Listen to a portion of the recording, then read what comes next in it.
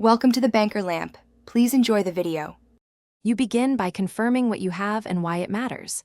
YouTube TV on a streaming device or smart TV, an amplifier with HDMI ARC or optical in, and matching cables. Turn everything off to avoid pops and detection errors. Once done, pick HDMI ARC for full audio formats. Choose optical if ARC is unavailable. Make sure speaker wires are secure at the amplifier. These first physical checks and choices speed up setup and prevent common connection mistakes.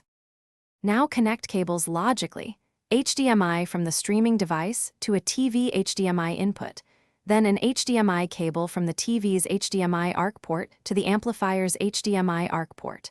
If ARC is not supported, use a Toslink optical cable from the TV optical out to the amp optical in.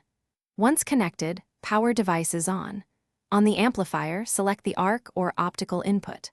On the TV, enable audio pass-through or set sound output to external speakers so the signal routes to the amp. Finish by configuring audio formats.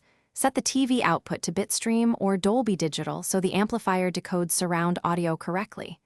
Make sure the amplifier input is selected, speakers are enabled, and volume is up, unmute if needed. If you still hear nothing, reboot TV, amp, and streaming device.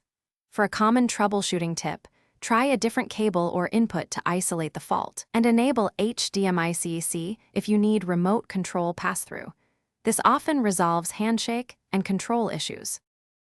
Thanks for watching. If this was helpful, leave a like and consider subscribing. See you next time.